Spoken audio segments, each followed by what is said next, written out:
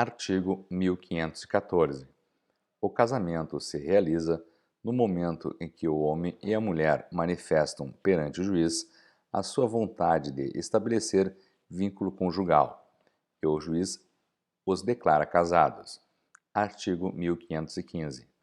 O casamento religioso que atender às exigências da lei para a validade do casamento civil equipara-se a este, desde que é registrado no registro próprio, produzindo efeitos a partir da data de sua celebração. Artigo 1516. O registro do casamento religioso submete-se aos mesmos requisitos exigidos para o casamento civil. Parágrafo 1º.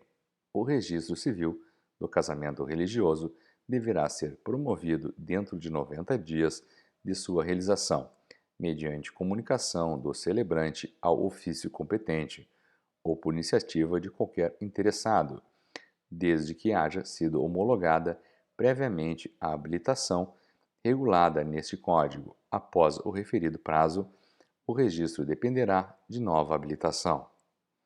Parágrafo 2º.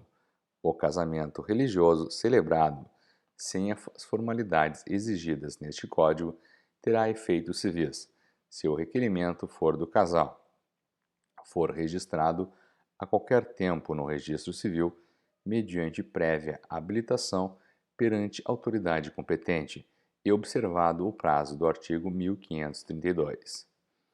Parágrafo 3º. Será nulo o registro civil do casamento religioso, se antes dele qualquer dos consorciados houver contraído com outro casamento civil. Capítulo 2. Da capacidade para o casamento. Artigo 1517. O homem e a mulher com 16 anos podem casar, exigindo-se autorização de ambos os pais ou de seus representantes legais, enquanto não atingida a maioridade civil. Parágrafo único. Se houver divergência entre os pais, aplica-se o disposto no parágrafo único do artigo 1631. Artigo 1518. Até a celebração do casamento, podem os pais ou tutores revogar a autorização.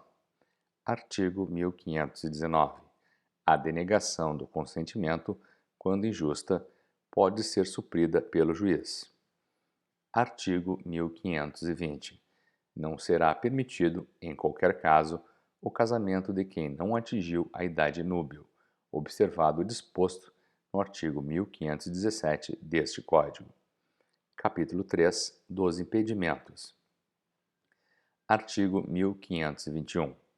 Não podem casar, inciso 1, os ascendentes com os descendentes, seja o parentesco natural ou civil. Inciso 2. Os afins em linha reta.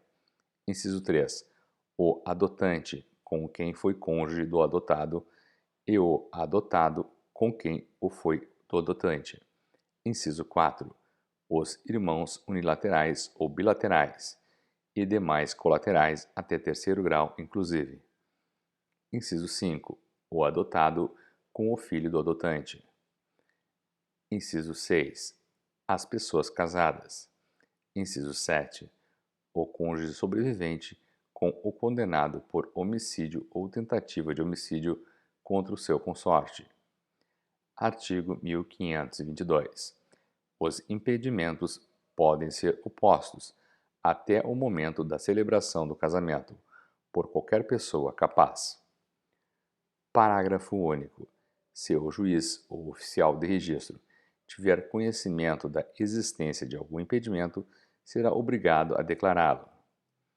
Capítulo 4. Das causas suspensivas. Artigo 1523.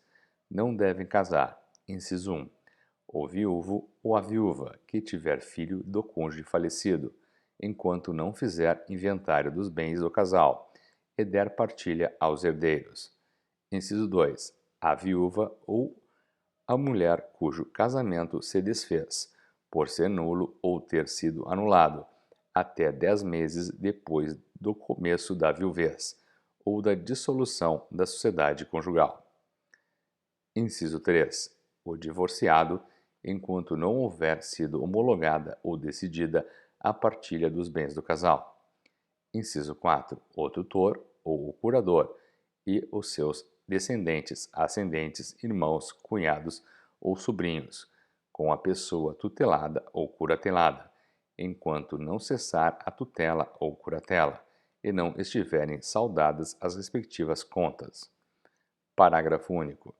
É permitido aos nubentes solicitar ao juiz que não lhes sejam aplicadas as causas suspensivas previstas nos incisos 1, 3 e 4 deste artigo, provando-se a inexistência de juízo, respectivamente, para o herdeiro, para o ex-cônjuge e para a pessoa tutelada ou curatelada. No caso do inciso 2, a nubente deverá provar nascimento de filho ou inexistência de gravidez na fluência do prazo. Artigo 1524. As causas suspensivas da celebração do casamento podem ser arguidas pelos parentes em linha reta de um dos nubentes, sejam consanguíneos ou afins, e pelos colaterais até segundo grau, sejam também consanguíneos ou afins. Capítulo 5. Do processo de habilitação para o casamento. Artigo 1525. O requerimento de habilitação para o casamento será firmado por ambos os nubentes, de próprio punho, ou a seu pedido, por procurador, e deve ser instruído com os seguintes documentos. Inciso 1. Certidão de nascimento, ou documento equivalente. Inciso 2. Autorização, por escrito, das pessoas sob cuja dependência legal estiverem ou ato judicial que a supra. Inciso 3. Declaração de duas testemunhas maiores, parentes ou não, que atestem conhecê-los e afirmem não existir impedimento que os iniba de casar. Inciso 4. Declaração do estado civil, do domicílio e da residência atual dos contraentes e de seus pais, se forem conhecidos. Inciso 5. Certidão de óbito do cônjuge falecido, de sentença declaratória de nulidade ou de anulação de casamento, transitada em julgado, ou do registro da sentença de divórcio. Artigo 1526. A habilitação será feita pessoalmente perante o oficial do Registro Civil, com a audiência do Ministério Público. Parágrafo único. Caso haja impugnação do oficial, do Ministério Público ou de terceiro, a habilitação será submetida ao juiz. Artigo 1527. Estando em ordem a documentação, o oficial extrairá o edital, que se afixará durante 15 dias nas circunscrições do Registro Civil de ambos os nubentes e obrigatoriamente se publicará na imprensa local, se houver. Parágrafo único. A autoridade competente, havendo urgência, poderá dispensar a publicação. Artigo 1528. É dever do oficial do registro esclarecer os nubentes a respeito dos fatos que podem ocasionar a invalidade do casamento, bem como sobre os diversos regimes de bens. Artigo 1529.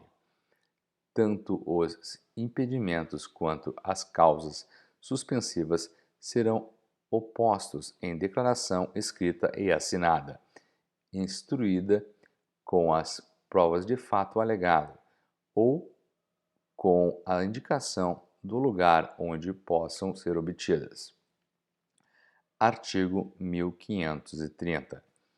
O oficial do registro dará aos nubentes ou seus representantes nota da oposição, indicando os fundamentos, as provas e o nome de quem a ofereceu. Parágrafo único.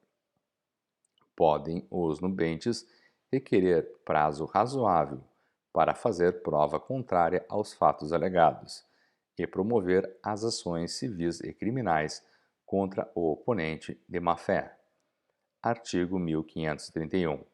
Cumpridas as formalidades do artigo 1526 e 1527, e verificada a inexistência de fato obstativo, o oficial do registro extrairá o certificado de habilitação.